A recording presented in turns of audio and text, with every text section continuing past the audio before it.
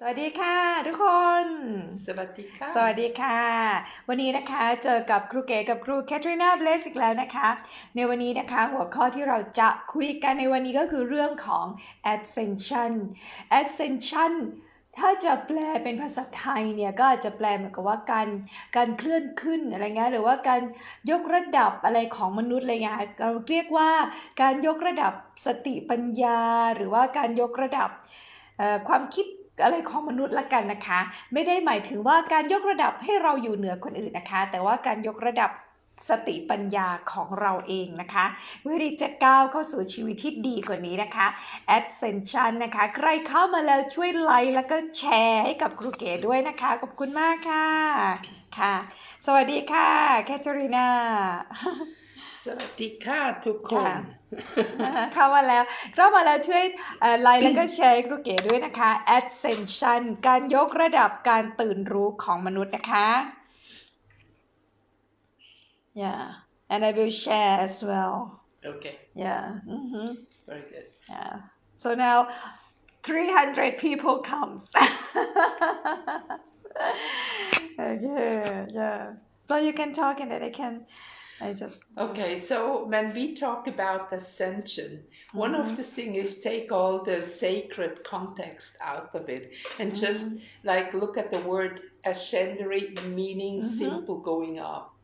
Ascending means going up. ค่ะก็คือว่าตอนนี้เนี่ยนะคะเรายังไม่ต้องแปลascension ที่แท้จริงมันคืออะไรเราดูแค่คำกันนะคะ ascension เนี่ยคำว่า ascend เนี่ยมันก็คือการยกการขึ้นนะการเคลื่อนขึ้นเนี่ยนะฮะ I have many times talked about consciousness level and we have certain consciousness level and I also like to compare it with water. Most people's consciousness level is ice, that means they are asleep. นะก็คือครูอยากจะพูดถึงเรื่องของ consciousness ก่อนนะ consciousness หรือว่าระดับของสติเนาะสตินะคะก็คือว่าI cannot share the internet here จบเลย Wi-Fi ครูเก๋จบทุกคนช่วยแชร์ด้วยนะคะระดับของสตินะคะก็คือว่าตอนนี้เนี่ยเหมือนกับว่าระดับของสติทุกคนเนี่ยมันเหมือนถูกแช่แข็งอยู่ทุกคนมันเหมือนถูกแช่แข็งอยู่นะฮะเหมือนไอซ์นะคะเหมือนน้ำแข็งนะคะ Because these are the people who are just obey, who are like sheep. You tell them to do this, tell them to do that, and they just follow without doing any research or using any logic. ทุกคนคะตอนนี้เนี่ยพวกเราส่วนมากเนี่ยนะคะระดับของสติของพวกเราเนี่ยเหมือนถูกแช่แข็งนะเหมือนเป็นก้อนน้ำแข็งเลยเพราะว่าอะไรคะเพราะว่าเราถูกบอกให้เชื่อฟังเหมือนเป็นแกะที่ถูกต้อนนะฮะเขาบอกไปทางโน้นทางนี้ก็ต้องเชื่อฟังโดยที่ไม่ได้ใช้สติปัญญาของตัวเองจริงๆในการตรึกตรองใคร่ครวญนะคะหรือแม้แต่เหตุผลลึกๆที่ซ่อนอยู่ในเบื้องหลังตรงนั้นเนี่ยเราถูกบอกให้เชื่อฟังนี่คือปัญหานะคะ So there is no chance to ascend for these people if they don't become water, meaning they start to become flexible, look around, do homework and start to do some research. ค่ะเพราะฉะนั้นนะคะทุกคนถ้าเกิดว่าใครที่ยังเป็นก้อนน้ำแข็งอยู่เนี่ยจะไม่มีโอกาสเลยที่จะได้ตื่นรู้นะฮะไม่มีโอกาสเลยที่จะได้ยกระดับสติปัญญาของตัวเองจนกว่าจะทำให้ตัวเองกลายเป็นน้ำเสียก่อนนะเพราะเรากลายเป็นน้ำแล้วเนี่ยเราจึงจะสามารถไหลได้นะคะอันนี้เปรียบเทียบให้ทุกคนเห็นนะคะ So the first step when you start to wake up and when you start to kind of see what is going on, very often the first emotion that comes up is anger. แล้วทุกคนคะพอคนเราจะถูกเหมือนกับว่าจะต้องถูกกระตุ้นให้ได้รู้ความจริงนะถูกกระตุ้นให้ได้รู้ความจริงอะไรบางอย่างเนี่ยแน่นอนเลยนะคะว่าทุกคนตอนที่เรากำลังถูกกระตุ้นให้เราได้รู้จริงๆเนี่ยความรู้สึกแรกที่มักจะขึ้นมาเลยนะก็คือโกรธก่อนนะโกรธ Anger is very important because this is an energy in motion, and that brings you out of your lethargy, of that kind of sleepiness. ความโกรธเนี่ยนะทุกคนความโกรธเนี่ยมันเป็นสิ่งที่สำคัญเหมือนกันนะฮะความโกรธเนี่ยมันเป็นสิ่งที่สำคัญเพราะมันก็คือการปลุกเราขึ้นมาจากการที่เรากำลังหลับอยู่นะฮะ Because if you're not going through anger, you will never come to understand what's going on. นะทุกคนคะการตื่นรู้เนี่ยความโกรธเป็นอารมณ์ที่สำคัญเพราะว่าถ้าเกิดเราไม่โกรธนะคะเราแบบเชื่อสลืมสลือเชื่อฟังแบบมีอะไรก็พูดอย่างเงี้ยเราจะไม่มีทางได้ตื่นขึ้นมาเลยใช่ไหมเราต้องโกรธแล้วเราก็ความโกรธมันทำให้เราตื่นขึ้นมานะคะว่าแล้วก็จะได้แบบเฮ้ยเกิดอะไรขึ้นกันแน่นะฮะใครเข้ามาแล้วช่วยแชร์ด้วยนะคะWi-Fi บ้านครูเกดไม่ดีโอเคแชร์ไปไหนไม่ได้นะคะ Now just consider one thing. In fact, the government is working for the people. And we pay with our taxes, whatever we do, we pay those people to work for us, not to bullshit us. ทุกคน อันนี้ขอก็ไปแตะเรื่อง government นิดนึงนะคะในความเป็นจริงแล้วเนี่ยนะคะในความเป็นจริงแล้วเนี่ย government หรือว่ารัฐบาลเนาะน่าจะควรจะต้องเป็นคนที่ทำทุกอย่างเพื่อเรานะโดยการที่รับความคิดเห็นหรือว่าความต้องการของเราแล้วไปทำให้ประชาชนอย่างเราไม่ใช่คนที่จะมาออกคำสั่งว่าเราจะต้องทำอะไรนะอันเนี้ยไม่ใช่ความหมายที่แท้จริงของการเป็นรัฐบาลนะคะ So what has happened in the last years actually it started many centuries ago even but what has become very strong is after the last World War when those negative entities tried to overtake the world and were not successful ทุกคนคะสำคัญมากๆเลยนี่ทุกคนฟังไลฟ์ของครูเก๋กับครูแคทรีนาทุกคนต้องใช้สติของตัวเองไตร่ตรองนึกตามนะคะครูกำลังพูดถึงในเรื่องตอนสงครามโลกครั้งที่2นะคะสงครามโลกครั้งที่2ที่ความมืดนะพลังมืดนะพลังลบพยายามที่จะครองโลกใช่ไหมพยายามที่จะครองมนุษย์แต่สงครามโลกครั้งที่2ไม่สำเร็จสงครามโลกครั้งที่2ไม่ประสบความสำเร็จในการครองโลกหรือครองมนุษย์แล้วอะไรที่เกิดขึ้นต่อจากนั้นคะ So imagine they were not successful. So what are we going to do with people that they succumb, that they become obedient? What are we going to do with them?นะคะทีนี้เนี่ยพอมันไม่ประสบความสำเร็จแล้วเนี่ยแล้วจะทำยังไงจะทำยังไงนะนี่ก็คืออีกโจทย์หนึ่งนะคะกับของจากพลังงานที่ต้องการจะครองโลกหรือครอบครองความคิดของมนุษย์นะคะ And here I tell you a little story from the devil. แล้วตอนนี้เนี่ยเดี๋ยวครูจะเล่านิทานเรื่องหนึ่งเล่าเรื่องราวเรื่องหนึ่งถือว่าเป็นนิทานแล้วกันเนาะเล่าให้ฟังเป็นนิทานนะคะจากในฝ่ายของเดวิลหรือว่าซาตานหรือว่าพลังงานแห่งความมืดหรือปีศาจอย่างนี้นะฮะ So one little underdevil has approached the big chief devil. อะไรนะThe little devil go to talk to the boss devil. โอเค ปีศาจน้อยทุกคนปีศาจน้อยนะคะไปคุยกับ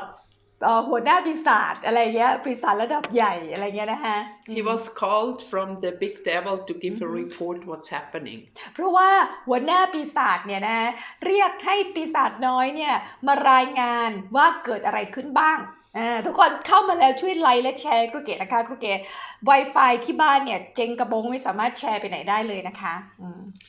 So the little devil said to the big devil, we are not successful. Human beings are still going to church. They pray, they meditate, and I just don't know anymore what to do. แล้วปีศาจน้อยก็บอกว่าท่านหัวหน้าครับผมไม่ทำงานไม่ประสบความสำเร็จเพราะว่าผู้คนเนี่ยยังไปโบสถ์ไปทำสมาธิไปช่วยตัวเองแบบเนี้ย มันเลยไม่สำเร็จครับผมไม่สามารถครองโลกได้จนผมไม่รู้ว่าผมจะต้องทำยังไงSo the big devil called all his minions for a big meeting. ทีนี้หัวหน้าปีศาจก็เรียกประชุมใหญ่เลยทุกคนหัวหน้าปีศาจเรียกประชุมใหญ่เลยทีนี้นะทำยังไงดี So what are we gonna do now? Who has a good idea what we can do that we can get the people down to hell? โอเคว้าวหัวหน้าปีศาจก็ระดมความคิดเห็นจากกองทัพปีศาจทั้งหมดว่าเฮ้ยพวกเราจะทำยังไงกันดีวะจะทำยังไงกันดีเพื่อที่จะให้ไอ้พวกมนุษย์เนี่ยมัน down to hell มันลงนรกไปให้หมดใช่ไหมนี่คือความต้องการของปีศาจSo in a way we can also say get people back asleep so they don't fight us นะคะหรืออีกในแง่หนึ่งนะคะก็คือว่าทำยังไงดีให้ไอ้มนุษย์พวกเนี้ยมันยังหลับอยู่นะให้ยังไงดีไอ้มนุษย์พวกเนี้ยมันยังหลับอยู่มันจะได้ไม่มาสู้เราได้ So finally one of the little devils came with a very good idea ในที่สุดแล้วนะมีปีศาจน้อยตัวหนึ่งปีศาจน้อยตัวหนึ่งเนี่ยเสนอไอเดียที่ดีมากเลยทุกคน So he said, people are very easily distracted. ปีศาจน้อยบอกว่าทุกคนรู้ไหมมนุษย์เนี่ยง่ายมากเลยนะที่จะถูกชักจูงนะมนุษย์ง่ายมากเลยนะที่จะถูกชักจูงนะทุกคนจำไว้นะใครเป็นแบบนี้อยู่เข้ามาไลค์แชร์กูเกตนะเยอะๆนะชักจูงหรือว่าถูกบิดเบือนเนี่ยมนุษย์ง่ายมากเลยหัวมันอ่อนSo it's kind of easy to deceive them if we give them things because they're all a little bit greedy. ปีศาจน้อยก็บอกว่าวิธีที่ดีที่สุดเลยนะก็คือวิธีที่จะให้อะไรพวกเขาบางอย่างที่จะเอาชนะนะให้อะไรพวกเขาบางอย่างเล็กๆน้อยๆเนี่ยเพราะว่ามนุษย์เนี่ยมันยังโลภอยู่นะมันเต็มไปด้วยความโลภอยู่นะความอยากความโลภนะ So give them gifts to keep them busy. ก็คือว่าเอาอันนี้แล้วกันนะเราจะให้ไอ้ของขวัญเนี่ยมนุษย์มันจะได้ยุ่งนะจะได้ยุ่งเข้าไว้มันจะได้ไม่ต้องคิดถึงอย่างอื่นได้If you keep them busy they won't have time anymore to meditate and go to church busy right busy นะถ้าเกิดว่าเราสามารถทำให้ไอ้พวกมนุษย์เนี่ยมันยุ่งเข้าไว้นะมันจะไม่มีเวลาไปทำสมาธิแล้วมันจะไม่มีเวลาที่จะไปโบสถ์ไปวัดไปวิหารอะไรละSo the super devil said okay that's a very good idea we're gonna do that super devil ไอ้หัวหน้าก็บอกว่าโอ้ยนี่เป็นไอเดียที่ดีมากเลยโอเคเราทำแบบนั้นกันดีกว่านะ So they started to arrange with their people that for example if you buy two you get one freeอะไรนะเด็ก If you buy two you get one free นะหัวหน้าก็เริ่มออกแผนการเลยทุกคนออกแผนการโปรโมชั่นเลยออกโปรโมชั่นเลยถ้าซื้อ2แถม1นะซื้อ2แถม1นี่โปรโมชั่นของปีศาจนะ So people are very busy. So with this little gadget they have, the telephones, the iPads, the other pads or whatever, just give them always a little bit something for special offer, for special sale, that they want to buy it. นะหัวหน้าปีศาจก็บอกไอ้ซื้อ2แถม1เนี่ยมันเป็นแยบยลมากใช่ไหมหญิงชาตยาหัวหน้าปีศาจก็บอกอย่างเช่นไอ้พวกแกดเจ็ตต่างๆเนี่ยโทรศัพท์มือถือ iPad นั่นนี่โน่นนะเวลาอยากให้มนุษย์เนี่ยต้องมีอะไรแถมมันแถมให้มันนะซื้อ2โปรโมชั่นอะไรเงี้ยมนุษย์มันจะอยากได้มันก็ยิ่งเข้ามาใหญ่เลยนะ So put them a little bit under pressure. You have only 24 hours to decide.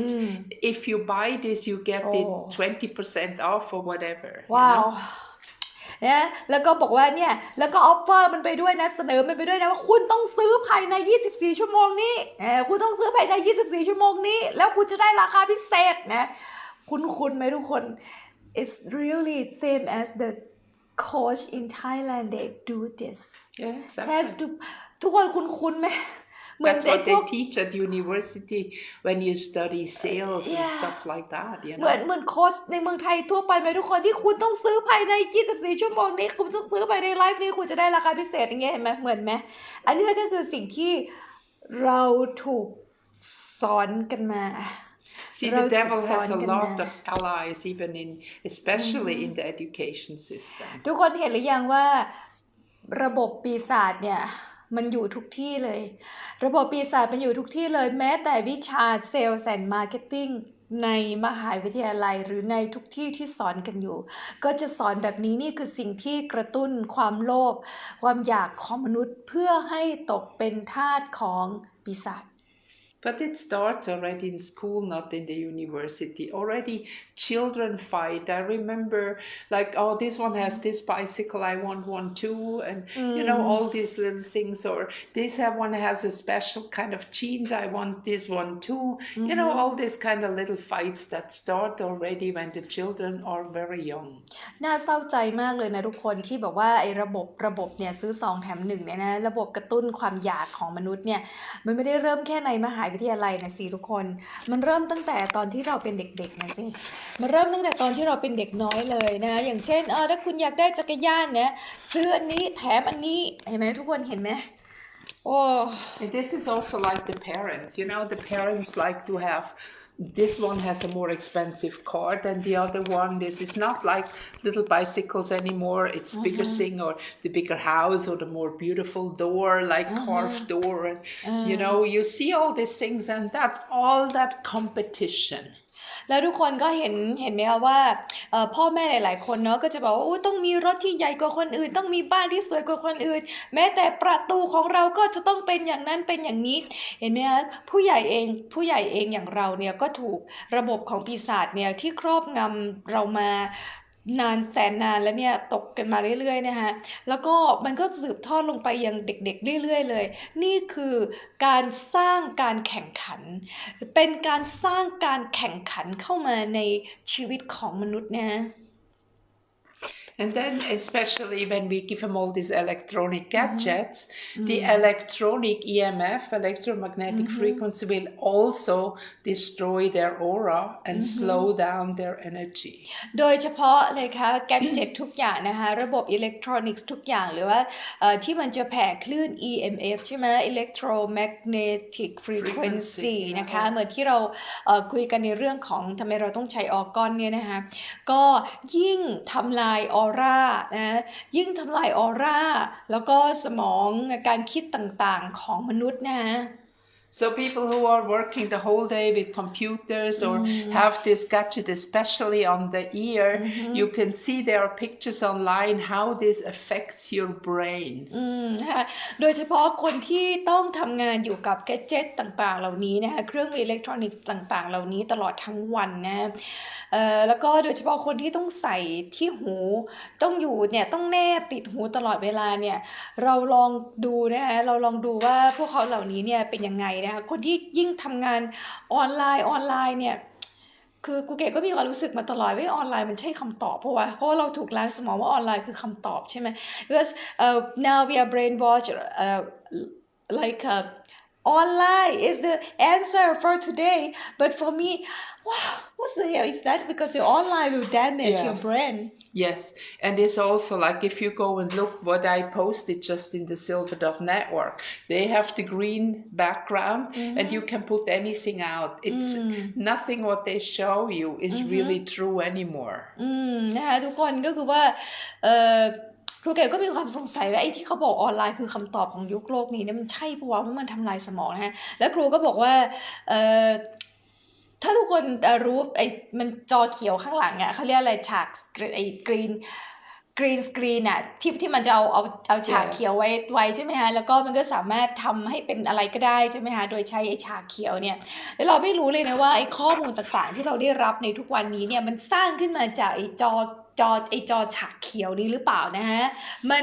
หลายอย่างที่มันถูกสร้างขึ้นมาแล้วก็ส่งมาที่เราเหมือนสร้างหนังอ่ะแต่ว่าทำให้เราคิดว่ามันเป็นความจริงอ่ะ Yeah, because it's very important to understand that television means tell a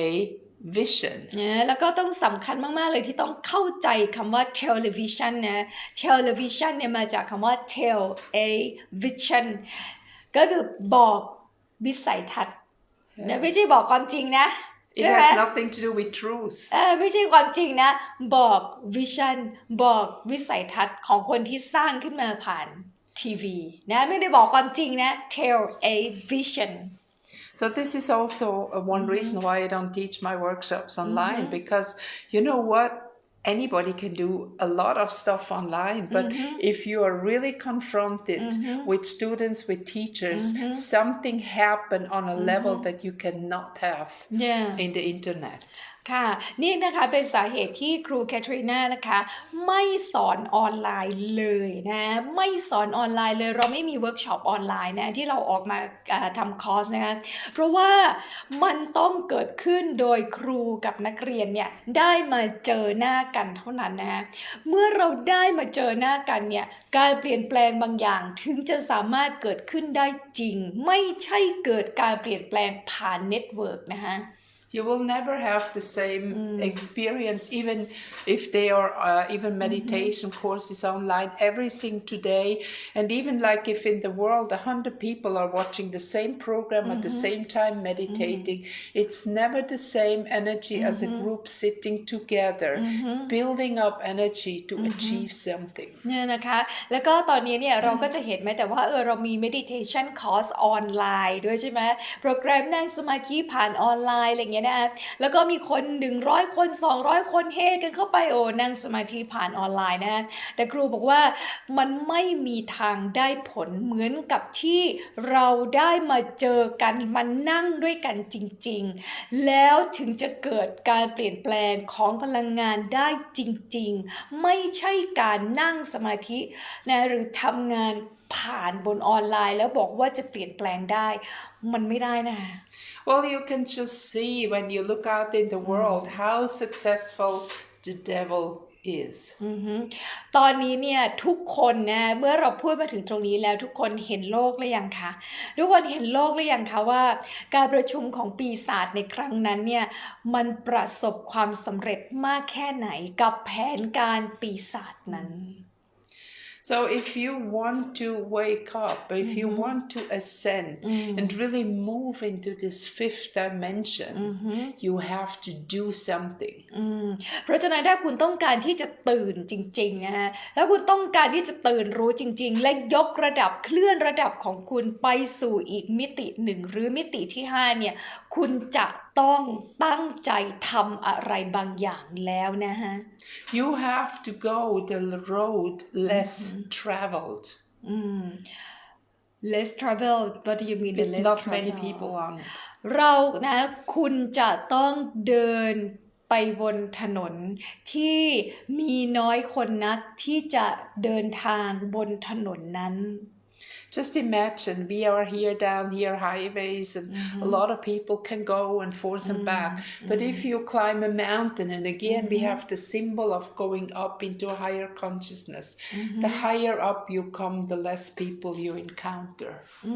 ทุกคนเห็นไหมคะว่าถ้าเกิดว่าเรายังอยู่บนไฮเวย์บนถนนปกติเนี่ยมันมีคนเยอะแยะมากมายเลยใช่ไหมคะแต่ว่า once ณจุดที่เราตัดสินใจที่จะปีนขึ้นภูเขาเนี่ยทุกคนจะเห็นว่ายิ่งปีนขึ้นไปสูงแค่ไหนคนก็จะยิ่งน้อยลงเท่านั้นนะคนจะยิ่งน้อยลงเท่านั้นแล้วคนที่จะตามคุณขึ้นไปก็น้อยเท่านั้นเลยนะฮะ And it needs an effort to get there. และต้องใช้ความพยายามที่จะปีนขึ้นไปให้ถึงด้วยนะคะ Now I don't want you to climb mountain, but I want you to start to be awake and aware what is going on around us. เนี่ยนะคะตอนนี้เนี่ยครูไม่ได้บอกว่าอยากจะต้องการให้พวกเราไปปีนภูเขาแล้วนะคะแต่ว่าครูอยากจะให้พวกเราเนี่ยเริ่มตื่นนะเริ่มตื่นรู้แล้วก็ตระหนักรู้ว่ามันเกิดอะไรขึ้นรอบๆตัวของเรากันแน่ We need to break our habits.Especially when it comes to food. เราจะต้องเปลี่ยนแปลงนะคะหรือว่าแก้ไขหรือว่าเอาพฤติกรรมบางอย่างเนี่ยออกไปจากตัวเราก่อนเป็นอันดับแรกนะคะอันดับแรกเลยเนี่ยครูก็อยากจะพูดเรื่องของอาหารนะคะฟู้ดนะคะ So we have every day.Practically things that we take, that we eat, that are addictive, that is even worse than opium and other things. นะเราจะเห็นว่าทุกๆวันนี้เนี่ยมีอาหารหลายๆอย่างนะคะที่ทำให้เราเสพติดนะทุกวันนี้อาหารทุกคนอย่าคิดว่ายาเสพติดเป็นแค่พวกยาเสพติดไอ้พวกที่เขาจับกันนะอาหารหลายอย่างก็สร้างขึ้นมาเพื่อให้เราเสพติดเหมือนฝิ่นเลยนะฮะ One of the things is you have to learn to start read labels. อันดับแรกเลยนะทุกคนง่ายไหมการจะตื่นรู้ไม่ได้เป็นอะไรที่ยากเลยนะเริ่มจากอาหารนะคะอ่านฉลากก่อนอ่านฉลากอาหารนะว่าอาหารเนี่ยองค์ประกอบส่วนประกอบมันมีอะไรบ้าง You have to start to ban MSG from your diet. เราจะต้องเริ่มง่ายๆโดยการแบนผงชูรสหรือ MSG เนี่ยออกจากตัวร่างกายของเราเสียก่อน When we have MSG is monosodium glutamate and salt is sodium chloride. So we have the sodium component 2 times, and in the combination it destroys your liver and your kidney. เพราะผงชูรสเนี่ยมันสามารถทำลายliver ไตนะตับเนาะ liver ตับไต kidney นะโดยการที่มีโมโนโซเดียม glutamate and sodium chloride โซเดียมคลอไรด์นะฮะพอ2ตัวนี้เนี่ยมันมาผสมกันใน MSG หรือผงชูรสเนี่ยจะทำลายตับและไต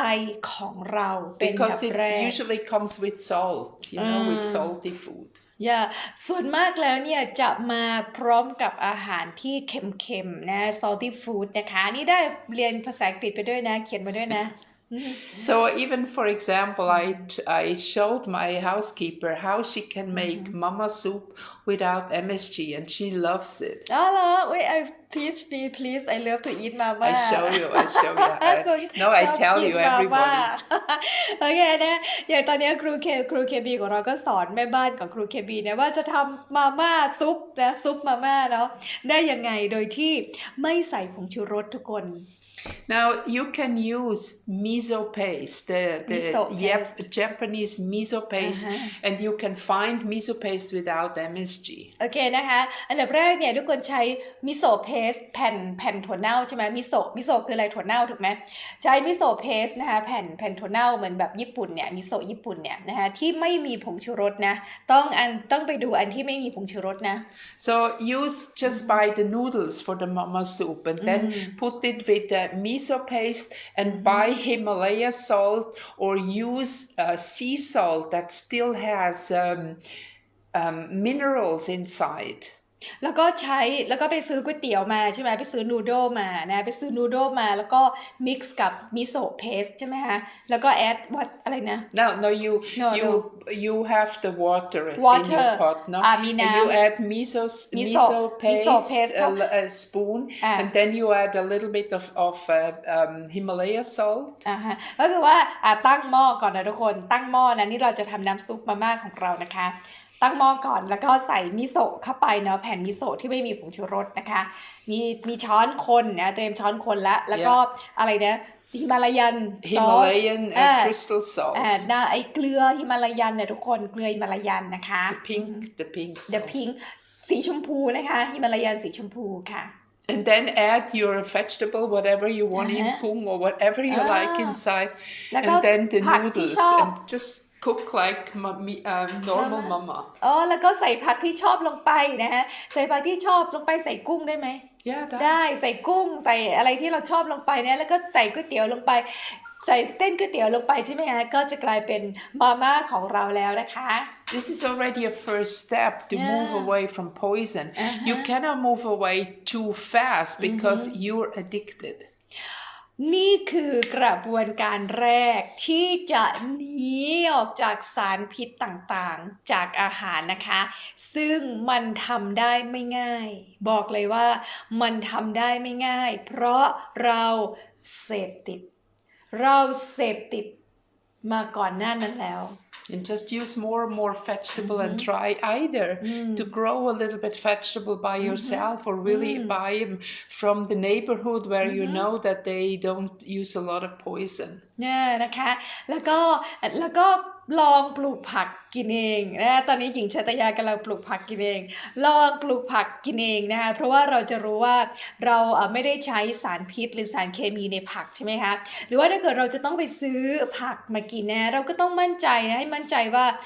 ผักที่เราซื้อมาเนี่ยมันปลอดสารพิษนะคะอันนี้อันดับแรกนะที่ทุกคน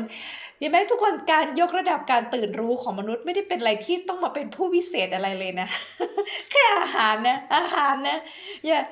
usually when we say about the ascension that like a we need to be like a ก็คือปกติเนี่ยใช่ไหมเวลาเราไปอ่านอะไรเนี่ยการยกระดับเราจะต้องกลายเป็นผู้วิเศษ no ทุกคน Just first live your life. You cannot ascend if you're not grounded first. นะคะทุกคนคะครูบอกว่าแค่ออกจากสิ่งเก่าๆก่อนนะฮะแค่ออกจากสิ่งเก่าๆก่อนนะฮะถึงจะได้สามารถใช้ชีวิตที่แท้จริงได้นะคะแต่ว่าทุกคนจะไม่สามารถยกระดับของตัวเองได้เลยถ้าทุกคนยังไม่กราวตัวเองหรือกลับไปสู่ฐานรากที่แท้จริงของตัวเองเสียก่อนAnd especially those who think they don't have to interact with life, we are too good and too holy or whatever, they will not make it. ทุกวันนี้น่าสนใจมากเลยค่ะอันดับแรกถ้าคุณจะตื่นรู้นะคะคุณจะตื่นรู้คุณต้อง live your life ก่อนคุณต้องใช้ชีวิตคุณต้องใช้ชีวิตให้เป็นนะคะไม่ใช่ว่าหลายๆคนไม่ได้ใช้ชีวิตเหมือนกับว่าฉันดีกว่าฉันเหนือกว่าฉันอะไรเงี้ยก็คือถ้าคุณไม่ได้ใช้ชีวิตให้เป็นก่อน That's pure ego. นั่นคืออีโก้อย่างแท้จริงนะคะ Especially those who are arrogant and think they are better than others. โดยเฉพาะคนที่ โอ้โห ดูตัวเองเนี่ยดูดีเหนือกว่าคนอื่นและก็รู้สึกภาคภูมิใจในตัวเองว่าอยู่เหนือและดีกว่าคนอื่นตลอดเวลานี่ไม่ใช่การตื่นรู้นะคะตอนนี้คุณแยกแยะได้หรือยังคะว่าใครที่ตื่นรู้ได้แท้จริงกันแน่และจะต้องทำอย่างไรนะใครที่บอกเราว่าตื่นรู้แต่เต็มไปด้วยอีโก้เต็มคุณแยกแยะได้หรือยังคุณเขียนมาตอบเราด้วยนะคะใครที่ดูอยู่ไลค์แชร์แล้วถ้าคุณเข้ามาทีหลังไลค์แชร์แล้วก็ตอบให้ครูเก๋ด้วยนะคะว่าคุณแยกแยะเป็นหรือยังนี่เป็นคำตอบที่สำคัญที่ครูเก๋ต้องการ Just imagine when you want to become something better, you first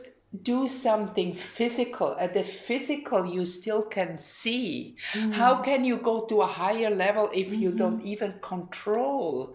the physical world, the lowest aspect of life? นะครูบอกว่าทุกคนจะตื่นรู้จริงๆได้ยังไงหรือว่าคุณจะเข้าใจอะไรที่สูงขึ้นได้ยังไงนะคะถ้าแม้แต่ physical body นี้เนี่ยหรือว่าร่างกายนี้เนี่ยเรายังไม่รู้เลยว่าจะต้องจัดการกับร่างกายนี้ของเราได้อย่างไรอันนี้เป็นฐานรากแล้วก็ง่ายที่สุดแล้วในระดับ physical body หรือในระดับร่างกายแล้วคุณยังจัดการร่างกายของเราไม่เป็นดูแลร่างกายของเราไม่เป็นอย่างแท้จริงคุณเลิกคิดที่คุณจะเข้าใจอะไรที่ยากกว่านี้นะคะ If you don't even know how to take care of your physical body, how do you think you can take care of your emotional, mental, and spiritual body? ถ้าคุณยังไม่รู้เลยว่าคุณจะจัดการกับแค่ฐานของร่างกายอย่างไรเนี่ยฐานกายคุณยังทำไม่เป็นเลยเนี่ยคุณจะเข้าใจอารมณ์จิตใจจิตวิญญาณที่มองไม่เห็นได้ยังไงอันดับแรกคุณก็ต้องจัดการกับสิ่งที่มองเห็นก่อนง่ายที่สุดแล้วนะแล้วคุณยังจัดการไม่ได้เลิกคิดที่คุณจะไปจัดการอย่างอื่น So this is important that you learn first take care of your house the house of your soul that you were talking before and then from there with emotion mental health you automatically move into higher consciousness and come into spiritual connection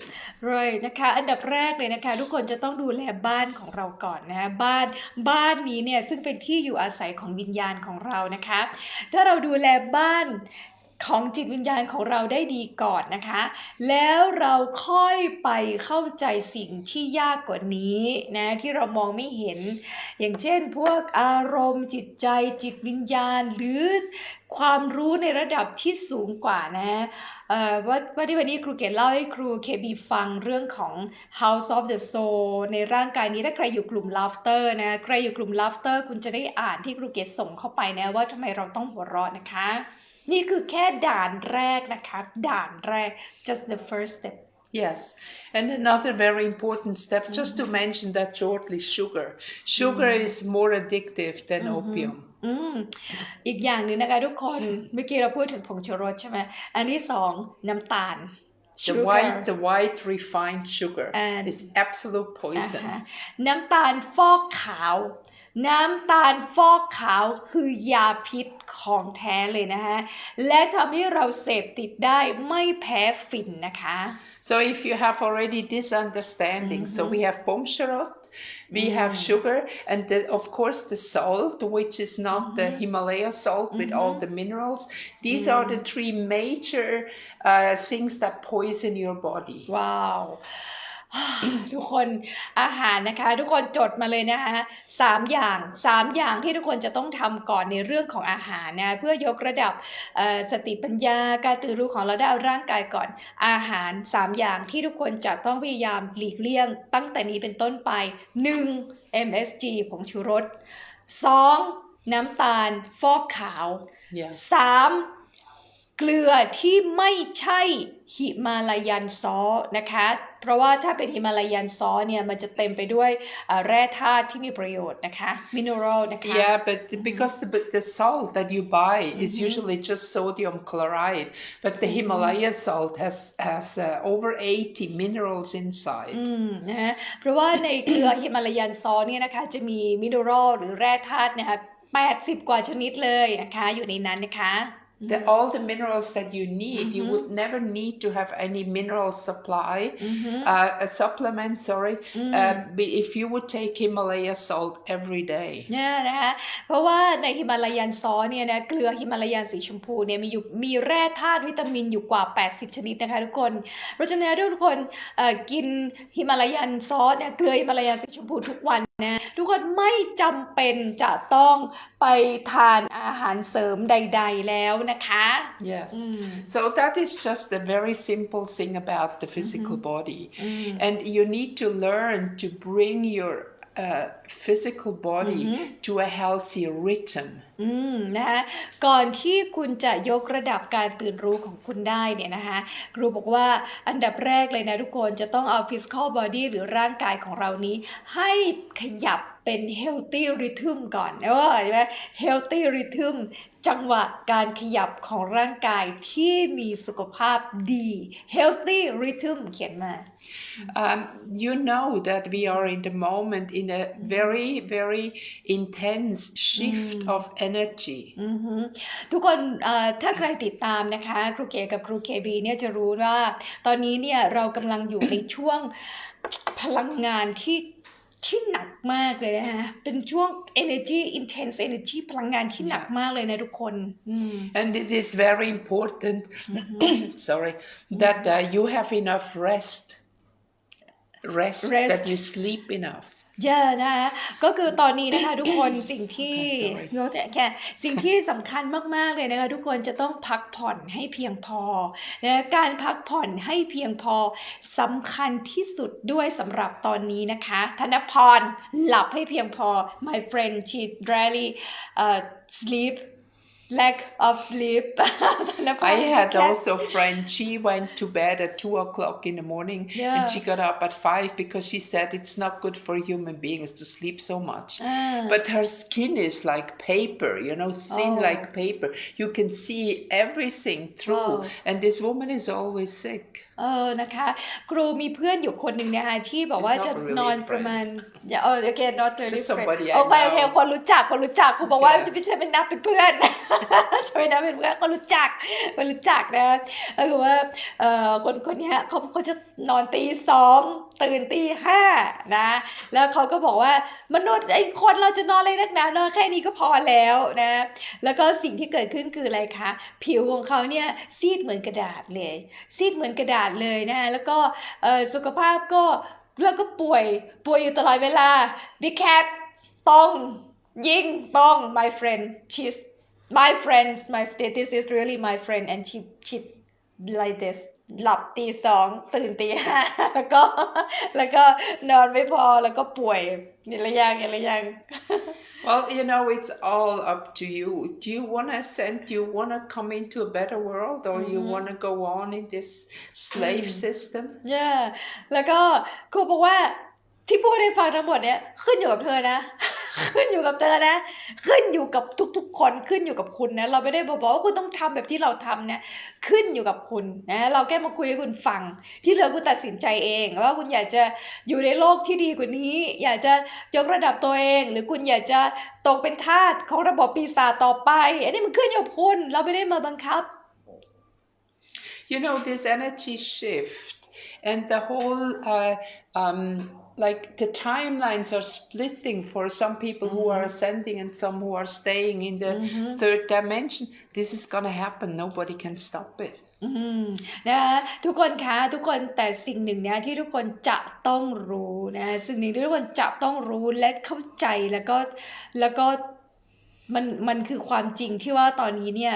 โลกนะคะกำลังยกระดับโลกกำลังยกระดับเราปฏิเสธไม่ได้นะไทม์ไลน์จะแตกต่างนะคะระหว่างคนที่ตื่นและระหว่างคนที่ไม่ยอมตื่นนะคะเพราะยังไงก็ตามเป็นสิ่งที่เกิดขึ้นจริงในทางวิทยาศาสตร์ที่โลกกำลังยกระดับเพราะฉะนั้นที่เราบอกว่ามันอยู่ที่คุณว่าคุณจะเลือกยังไงคุณเลือกเองนะแต่ปฏิเสธความจริงไม่ได้ว่าโลกก็กำลังเคลื่อนในการยกระดับนะคะIt is your decision where you want to be. เป็นการตัดสินใจของคุณนะคะว่าคุณอยากจะอยู่ที่ไทม์ไลน์ไหนคุณอยากจะเคลื่อนไปกับจักรวาลจริงๆหรือเปล่า My experience is it has absolutely makes no sense to try to convince people. If they're not ready, they're simply not ready. แล้วก็จากประสบการณ์ของครูนะคะครูบอกว่าฉันไม่ได้มาชวนให้เธอเชื่อหรือว่าจะต้องมาชักจูงโปรดกรุณาทำตามฉันเถอะเธอเชื่อฉันสิเพราะว่ามันไม่มีประโยชน์เลยสำหรับคนที่ยังไม่พร้อมไม่มีประโยชน์อะไรที่เราจะมาชวนเชื่อถ้าคุณไม่พร้อม So if people don't want to listen, don't waste your time. นะแล้วก็ถ้าเกิดคุณจะเอาสิ่งที่เราไปพูดเนี่ยนะไปชวนใครต่อบอกคุณทำอย่างนี้เสียเกิดเนี่ยเสียเวลาถ้าเขายังไม่พร้อมเสียเวลาแต่ว่า11คน11 people that is listening now so you are ready right they are ready แต่ว่า11คนที่กำลังฟังอยู่ตอนนี้นะแสดงว่าคุณพร้อมแล้วคุณถึงนั่งฟังเราขอแสดงความยินดีด้วยนะคะ Well, we'll see. It depends. I mean, people, you have a chance now to listen, to hear about that, to consider if you want to do that or not. And it's just like you have to see that part of the ascension is going through our physical body. นะคะทุกคนคะคนที่กำลังฟังอยู่ตอนนี้นะคะคนที่กำลังฟังอยู่ตอนนี้เนี่ยตอนนี้เราไม่รู้เลยนะว่าคุณจะสามารถยกระดับหรือคุณพร้อมแล้วหรือยังนะคะแต่อย่างน้อยเนี่ยนี่คือโอกาสของคุณโอกาสที่คุณได้แวะเข้ามาเจอเรา2คนนะคะแล้วก็ตอนนี้เนี่ยคุณปฏิเสธไม่ได้ว่าแม้แต่ร่างกายของคุณเองก็รู้สึกถึงการยกระดับบางอย่างของความถี่โลกนะคะคุณเขียนมานะคะว่าคุณรู้สึกอย่างนั้นจริงๆไหมในร่างกายของคุณนะคะ It is, you can imagine it is really like this butterfly topic. We kind of die alive and transform ourselves into another being with changing our carbon-based blood into crystalline silicon-based blood. แล้วก็ทุกคนค่ะก็คือว่าในยุคนี้เนี่ยนะคะครูเราเคยพูดเกี่ยวกับเรื่องร่างกายที่จะเปลี่ยนจากคาร์บอนเบสเป็นคริสตัลเบสแล้วนะคะในฟรีเควนซีในความถี่นี้นะคะตอนนี้เนี่ยร่างกายของทุกคนกำลังทำงานแบบนั้นอยู่นะคะโดยที่คุณจะรู้ตัวหรือไม่รู้ตัวแต่ปฏิเสธไม่ได้ว่าร่างกายของเรากำลังทำงานอยู่นะคะคาร์บอนเบสเดิมของร่างกายเนี่ยกำลังจะตายจากไปนึกสภาพออกเหมือนดักแด้จะกลายเป็นผีเสื้อนะฮะตอนนี้เนี่ยนะฮะถ้าสำหรับคนที่พร้อมแล้วเนี่ยตอนนี้เหมือนกับเราเป็นดักแด้อยู่นะคะแล้วร่างดักแด้ของเรากำลังจะตายเพื่อที่เราจะกลายเป็นผีเสื้อแล้วนะคะซึ่งทำงานอยู่ในตัวของทุกคน It is like the butterfly within us has to be born, we have to give birth to this being that can fly and not just creep. นะคะตอนนี้เนี่ยผีเสื้อของทุกคนกำลังดักแด้ของทุกคนเนี่ยกำลังจะอยากจะบินออกมาเป็นผีเสื้อแล้วนะคะจะไม่แบบหดตัวอยู่ในอะไรเรียกว่าอะไรรังไหมเหรอรังไหมหรืออะไรที่ก่อนที่เป็นเสื้อหนอนไหมอะไรอย่างเงี้ยนะคะYeah, just look at the difference between a caterpillar, a duanon, we say in Thai duanon means that sleeps, and the butterfly. Yeah ทุกคนคะนอนนี่ที่มันอยู่ในดักแด้นี่ใช่ไหมฮะมันหลับอยู่ถูกไหมมันหลับอยู่นะก็คือเหมือนเราทุกคนเนี่ยก่อนหน้านี้เราก็หลับอยู่เรายังไม่ได้กลายเป็นผีเสื้อที่บินนะคะตอนนี้เนี่ยเราต้องค่อยๆตื่นขึ้นมาที่จะบินแล้วนะคะ So if we move on, so if we do the work first on the physical body start, then things will come automatically to you, because once you have an affinity for a certain energy frequency, you will be given everything that you need to go forward. ว้าวโอเคนะ ทุกคนมันเป็นอะไรที่เป็นลอจิกเป็นตรรกะที่ง่ายมากเลยเนาะก็คือว่าตอนนี้นะคะก็คือเหมือนกับพอเราสามารถเปลี่ยน physical body ก่อนใช่ไหมเปลี่ยนร่างกายก่อนนะเปรียบเทียบกับตัวนอนจะเป็นผีเสื้อเลยใช่ไหมฮะพอเราเปลี่ยนร่างกายก่อนนะเปลี่ยนร่างกายได้ก่อนนะฮะแล้วก็เดี๋ยวหลายๆอย่างก็จะเกิดขึ้นในการเปลี่ยนแปลงในกระบวนการเนี่ยด้วยตัวเองโดยธรรมชาติเลยนะฮะอะไรที่จำเป็นอะไรที่สำคัญต่อการเปลี่ยนแปลงของเราในการเป็นผีเสื้อที่จะบินก็จะเกิดขึ้นเองโดยอัตโนมัติของเขานะแต่ว่าอันดับแรกคุณต้องตั้งใจก่อนที่จะเปลี่ยน physical body หรือตัวนอนของเราให้ตื่นขึ้นมานะคะ And you will see the moment you start that, you will have different desires. You will, as for example, I went back in a restaurant where I had a food I like very much. I could hardly eat it because it was so salty that I nearly got sick because I stopped with the salt and I appreciate the taste of the whatever I eat and not so much salt and pepper and blah blah blah stuff on top it that you don't even feel the taste anymore what you're really eating. It's just salty or spicy or whatever. แล้วถ้าคุณเริ่มเปลี่ยนแปลงได้นะคะคุณจะรู้ ได้โดยอัตโนมัติเลยนะว่าพฤติกรรมการกินของคุณเนี่ยก็จะเปลี่ยนแปลงโดยอัตโนมัติเลยนะคะอย่างเช่นอย่างของครูเคบีตอนนี้เนี่ยก็คือว่าเวลาไปกินร้านอาหารที่ไหนเนี่ยแล้วที่เขาแบบใส่เกลือใส่อะไรใส่เครื่องปรุงเข้าไปเยอะๆเนี่ยครูจะรู้สึกเลยนะแล้วจะกินไม่ได้เลยนะแล้วก็ครูรู้เลยว่ามันทำอันตรายขนาดไหนนะฮะแต่ว่าเพราะว่าการที่ใส่อะไรลงไปเยอะๆนี่ใช่ไหมฮะใส่ลงไปเลยเยอะๆเนี่ยมันทำให้เราไม่รู้เลยว่าจริงๆแล้วเนี่ยรสชาติของอาหารนั้นๆแต่ละอย่างที่ใส่ลงไปองค์ประกอบเนี่ยจริงๆมันรสชาติยังไงกันแน่แล้วมันถูกกลบด้วยเครื่องปรุงทุกอย่างลงไปนะฮะ This is part of refining your being. You refine your taste buds.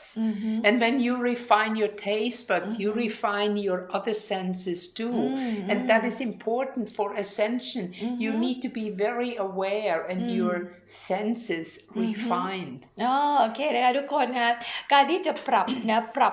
บประสาทสัมผัสทุกอย่างเนี่ยให้สามารถเฉียบคมขึ้นนะหรือการรับรู้หรืออะไรของเราเนี่ยชัดเจนเฉียบคมขึ้นเนี่ยอันดับแรกง่ายสุดเลยทุกคนอาหาร อยู่ที่ปากอาหารถ้าคุณสามารถปรับนะอาหารการสัมผัสรสชาติของอาหารได้ก่อนสัมผัสอื่นจะตื่นขึ้นมาเองด้วยโดยอัตโนมัตินะคะเพราะว่าเนี่ยมันเป็นชีวิตประจำวันของเราใช่ไหมทุกคนการตื่นรู้มันมีอะไรที่วิเศษไหมเนี่ย มันไม่เลยนะเพราะฉะนั้นถ้าคุณไปฟังอะไรคุณเขียนมาแล้วคุณรู้หรือยังว่า ความรู้ที่แท้จริงเป็นยังไงคุณเขียนมา So the moment you refine your senses on all levels, this happened. But first you have to do the physical body, and then you also know what is right, what is wrong for you. Then you develop this intuition, inspiration, whatever skills you have to work for you. นะทุกคนการยกระดับการตื่นรู้นะคะของเรานะคะไม่มีอะไรที่แบบต้องโหเป็นพิเศษเลยอันดับแรกคุณปรับที่ physical body หรือร่างกายของคุณก่อนนะฮะปรับที่ physical body หรือร่างกายก่อนและง่ายที่สุดคือการปรับอาหารนะการปรับอาหารเมื่อคุณสามารถปรับอาหารได้จนเป็นอาหารที่เป็นธรรมชาติเป็นธรรมดาเป็น grounding เป็นรากของชีวิตได้จริงๆแล้วเนี่ยนะคะปรับให้ชีวิตเป็นชีวิตนะทุกคนปรับให้ชีวิตเป็นชีวิตเถอะอย่าปรับให้ชีวิตเป็นผู้วิเศษแล้วเดี๋ยวอย่างอื่นเซนส์อย่างอื่นนะสัญชาตญาณสติปัญญาความรู้สึกนึกคิดที่แท้จริงก็จะค่อยๆตามมาเองนี่คือการตื่นรู้ของจริงBecause in this ascension into the fifth dimension, we are not supposed to die. เพราะว่าถ้าหากเราสามารถตื่นรู้เข้าสู่มิติที่5ได้จริงๆนะคะเราไม่ได้supposed to die แปลภาษาไทยว่าอะไรดีอะเราไม่ได้เพื่อที่จะตายนะเราไม่ได้เราไม่ตายนะ We go in this body in a different consciousness level in a different dimension. Take the body with us. จริงเหรอYes. Really? Yes. Wow. Okay. What interesting. โอ้น่าสนใจมากเลยทุกคนว้าวคุณบอกว่าถ้าเกิดเราสามารถเข้าสู่มิติที่5ยกระดับของเราได้โดยแท้จริงนะคะเราจะไม่ตายเราจะก้าวเข้าสู่อีกระดับหนึ่งไปทั้งร่างนี้เลยทุกคนไปทั้งร่างอย่างนี้เลยทุกคนไม่ได้ไปแต่วิญญาณแล้วไปทั้งตัวนี้เลย But this is a higher and more subtle energy. And if your body is vibrating from all this poison in a very low frequency, you cannot reach that level. แต่ถ้าแล้วเราจะพาทั้งร่างของเรานี้ไปได้ยังไงนะคะถ้าทั้งร่างนี้ยังสั่นสะเทือนด้วยความถี่ต่ำนะคะทั้งร่างนี้ยังสั่นสะเทือนด้วยความถี่ต่ำไปไม่ได้ไปทั้งร่างนี้ไม่ได้นะคะเราจะต้องปรับ frequency ทั้งร่างจึงจะสามารถพาไปได้นะทุกคน And the moment of this happening now is slowly moving forward. And I tell you, we could already be there if people wouldn't be so slow. จริงๆแล้วนะเราควรจะเข้าถึงการตื่นรู้ได้แล้วนะคะเพราะว่ายังไงมันก็ต้องเข้านะคะแต่ว่าทำไมมันไปไม่ได้ทำไมมันไปไม่ได้ทำไมมันช้าใช่ไหมทุกคนเอาง่ายๆสถานการณ์ตอนนี้เนี่ยทำไมมันไม่เกิดการเปลี่ยนแปลงเสียทีนะทำไมมันช้าคะทุกคน Why so slow? Because it is a transition period that, from my knowledge, is actually finished in 2032. Then we are completely there. But the more people wake up, the more people start to work towards this ascension, the easier it is for everybody. นะครูบอกว่าจากความรู้ทุกอย่างของครูแล้วก็การค้นคว้านะคะความเข้าใจทุกสิ่งทุกอย่างนะคะก็คือว่าเราจะสามารถก้าวเข้าสู่การเปลี่ยนแปลงได้อย่างแท้จริงเนี่ยประมาณปี2032นะคะ2032ปีนี้2021ใช่ไหมก็คือว่าแต่ว่ามันอาจจะเร็วกว่านั้นถ้าทุกคนตื่นรู้ถ้าทุกคนตื่นนะถ้าทุกคนตื่นแล้วก็ยกระดับของตัวเองแบบที่เราบอกคุณมาเนี่ยแบบที่เราบอกคุณเนี่ยไม่ได้ยากอะไรยากไหมบอกมาสิมันต้องพิเศษไหมไม่พิเศษอะไรเลยI just did a question. We will never die. Yeah. Of course you don't. It's your body that you step out like out of a syapano. You just step out. But you never die นะตอนนี้ครูเกศจะไม่เห็นชื่อนะคะว่าใครคอมเมนต์มานะคะแต่ว่ามีคนที่เขียนมาว่า we will never die ครูบอกว่าใช่เราไม่เคยตายนะทุกคน เราไม่เคยตายนะ please wake up เขียนเป็นคอมเมนต์ภาษาอังกฤษมาครูจะได้อ่านได้ด้วยนะคะเราไม่เคยตายเราไม่เคยตายนะคะไอ้ที่ตายคือร่างกายแต่เราจริงๆเนี่ยไม่เคยตายนะร่างนี้ตายแต่เราไม่ตายเราแค่ออกไปใช้ชีวิตอื่นๆหรืออะไรก็ตามแต่ถูกต้องแล้วถ้า we will never die ถูกต้อง sure absolutely so what you can do to speed up the process to help spread the word understand what we're talking about talk to people and those who are close the wake up pull them out of the ice that is already broken ค่ะก็คือว่าสิ่งที่เราจะสามารถช่วยกันได้นะคะสิ่งที่เราจะสามารถช่วยกันได้เพื่อให้โลกทั้งโลกเนี่ยสามารถยกระดับได้จริงนะคะช่วยเอาสิ่งที่ครูเก๋กับครูเคบีมาคุยให้กับคุณฟังเนี่ยแชร์ต่อไปนะคะแชร์ต่อไปโดยเฉพาะกับคนที่คุณรู้สึกว่าเขาพร้อมแล้วที่จะตื่นไปกับคุณเขาพร้อมแล้วที่จะยกระดับไปกับคุณนะคะแล้วก็คุณรู้สึกว่าเขาใกล้แล้วที่เขาจะตื่นเหมือนเราที่กำลังฟังอยู่ที่เรากำลังมีโอกาสได้ฟังอยู่ตอนนี้นะคะคุณมอบโอกาสนี้จากครูเก๋กับครูเคบีส่งต่อไปให้อันนี้คือการช่วยโลกในการยกระดับแล้วก็ช่วยทุกๆคนนะคะแล้ววิธีการยกระดับการตื่นรู้ง่ายไหมโคตรง่ายเลยมันไม่ต้องเป็นผู้พิเศษเลยนะOkay. We do that for free for you. We do that to wake up people because we understand how important this shift is, and we want to help as many as possible to go up and don't stick another 26,000 years around in this horrible slave area. เนี่ยนะคะตอนนี้เนี่ยนะคะครูสองคนนะเสียสละโดยเฉพาะครูเคบีนะคะเสียสละเวลาของครู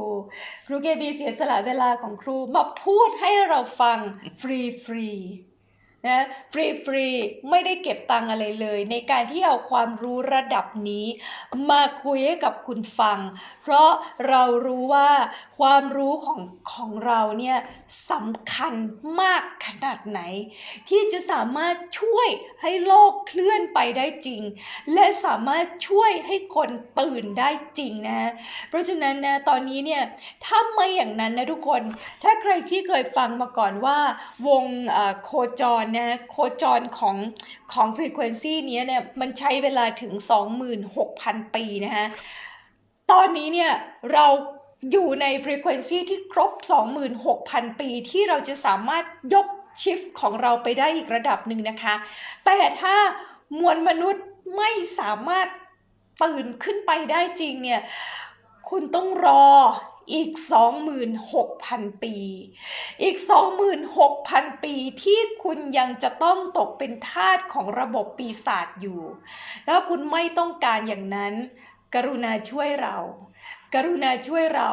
นี่คือความรู้ที่แท้จริงครูเก๋กล้าพูดได้เลยว่าเป็นแหล่งเดียวในประเทศไทยที่คุณจะได้ฟังของจริงขนาดนี้นะคะนอกนั้นbullshit No more bullshitting เขามาหลอกคุณทั้งนั้นแหละ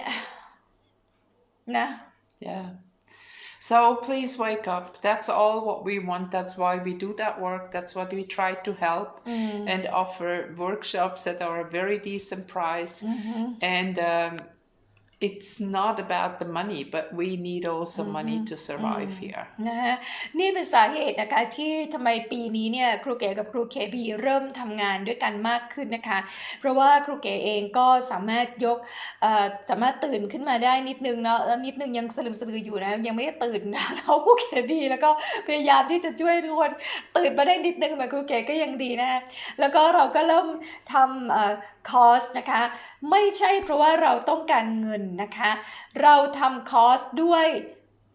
ราคาที่สมเหตุสมผลเพราะว่าอย่างไรก็ตามในการใช้ชีวิตอยู่ในโลกนี้เนี่ยเราก็ยังปฏิเสธไม่ได้ว่าเราต้องการเงินนะคะเพราะฉะนั้นมันคือการแลกเปลี่ยนมากกว่าเนาะเราทำคอร์สขึ้นมาเราเปิดการสอนขึ้นมาเพื่อที่จะให้ทุกคนได้รับความรู้ที่แท้จริงนะคะแล้วก็